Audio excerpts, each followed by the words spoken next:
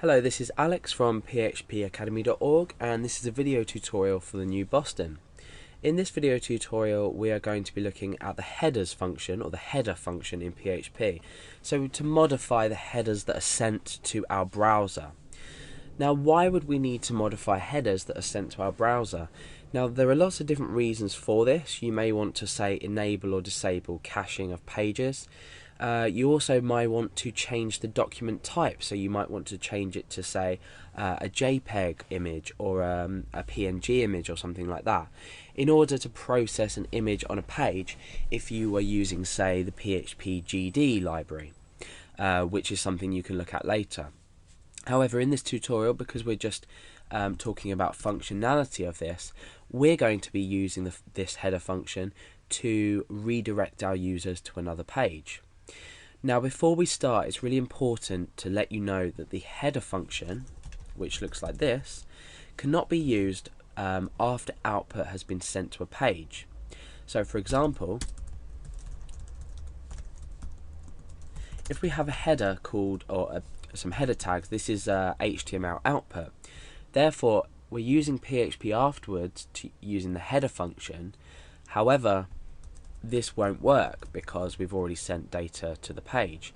So if you are to use the header function, you either have to use it after our content, or we need to talk about output buffering and starting output buffering on a page, which is another tutorial. So you can have a look at that in regards to headers.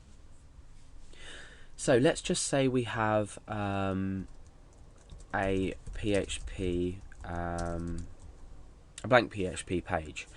I'm going to create a variable called true. In fact, I'm going to create a variable called redirect, which is equal to true. Now I'm going to create a simple if statement to redirect us to a specific page if this variable is true.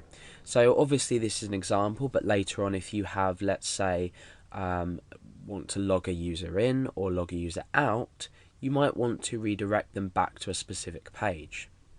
So we start the header function like this, and inside we specify the location, and to do this we always use the predefined text location and then a colon, and after this we specify the page we want to redirect the user to.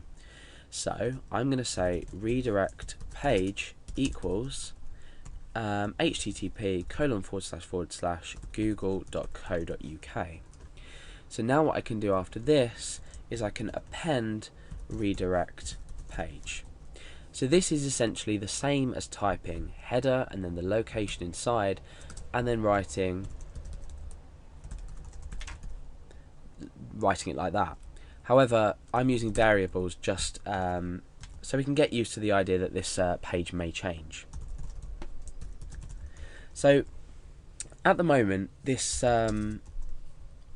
should redirect us to Google as we enter the page. So let's refresh, and you can see what that's done is it's redirected me straight over to google.co.uk.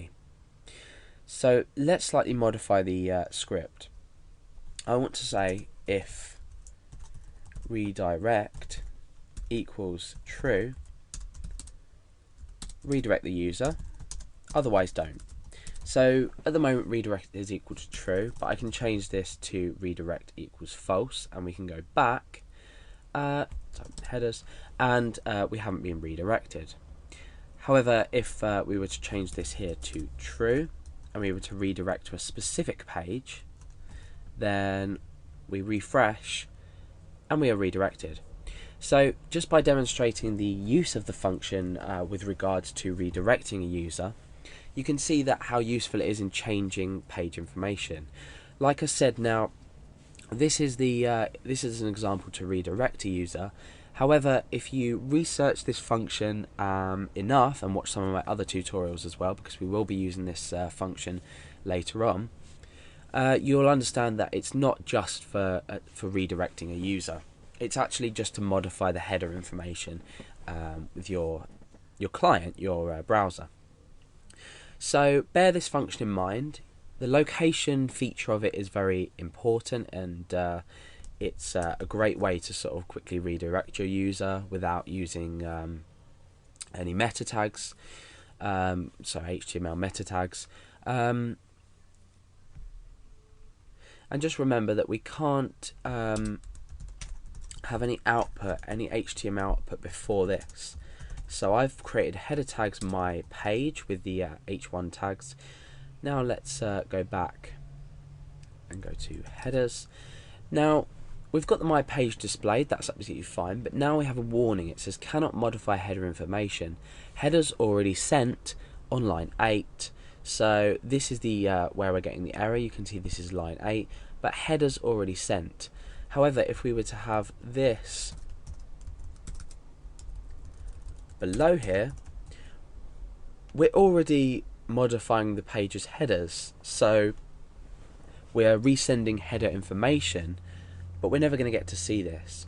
So what happens if you want to have a page that already maybe has some output, but you need to redirect the user at some point? Well, there's a simple option, and that's OB, which stands for output buffering. And we'll discuss that in another tutorial, which will be the next after this.